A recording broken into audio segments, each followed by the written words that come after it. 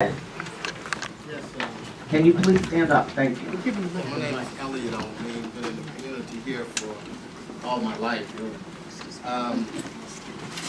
There are a lot of facilities in Jackson Park. There are a lot of facilities in Jackson Park that I utilize and others utilize that have been neglected for years. Yeah. But my point is, if there's money, and we welcome your money, can some of those resources be put in some of the facilities that are utilized around these projects? I saw the proposed pavilion. It sits right outside the gates of the yacht club. Yep.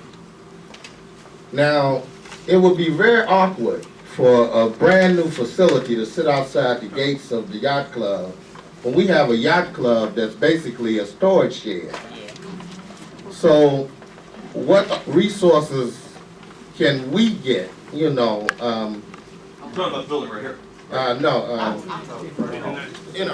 right, so what I want to do is, with your question, because we've got a lot of people to get to, so what I'm going to ask the Park District people to do is to write down. So one is about the boathouse at 59th Street Harbor. 59th Street Museum Shores, yes. All right, next question. And so then we'll have a long laundry list, and then the Park District can respond in writing. I'll take one this way, and then I'll take one out. I'll get you, Francis. How does all this fit in with the potential Obama library? And how can all this be planned if we don't know what's going to go in the park? Well, I'm going to answer that because there are two sites. There are two sites, and we're not going to sit on our hands and do nothing. We're going to plan. We've continued to plan. We planned for the Olympics, and that didn't happen. But we still are going to need to do some planning in the park. The 63rd Street Beach House is going to be there where the Obama Library is not. The park is going to be there whether the library is in it or not. So the improvements in the park is something that needs to continue. And I'm sure that, if it is located in Jackson Park, that we are going to have to tweak some things. But I don't think that it stops us from our planning process. All right, question in the back, in the purple shirt. I hope that this discussion includes, we understand the project 120 is going to be, these projects encompass not just Jackson Park, but also the Midway and Washington Park as well. So I hope that these discussions or the process includes those two. Last year, I proposed to Mr. Carr a potential use of the chalet in Washington Park, which has been underutilized for years, and I proposed a use for scouting purposes and other youth groups to use the chalet. And he was very receptive, but unfortunately a couple months later at the community meeting, my proposed use didn't show up on the charrette boards or anything. And I'm kind of wondering how we can make sure that what we convey, carefully convey to Mr. Carr, to the Park District, actually makes it into the master plans of the parks.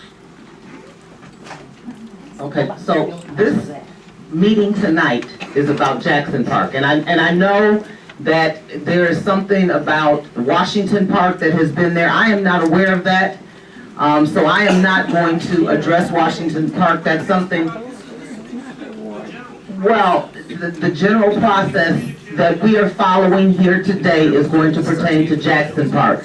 I am not aware of any projects for the Midway, so if Mr. Carr has any projects on the Midway, he needs to talk to me about them, and then we can talk to the community about them. But tonight's meeting, and I'm going to keep it specific to this because there are so many people here, and I think that everybody needs to be heard. I recognize that there are issues in other parks, and hopefully that they will address those at another time. But tonight, I have to keep it to Jackson Park. It's time to go to this side.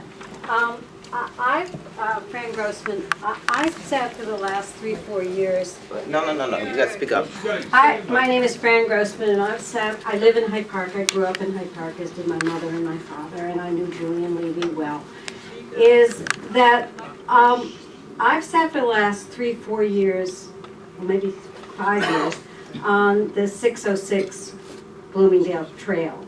When it was Bloomingdale Trail, then 606. And one of the early things that we realized when we started having community meetings was the absence of a community liaison. That we had hired a consulting firm who really couldn't figure out the 7 communities or whatever it was were on the trail. What seems to me, I have no idea, I mean, I'm sure Project 120, you can find the website, we don't know any of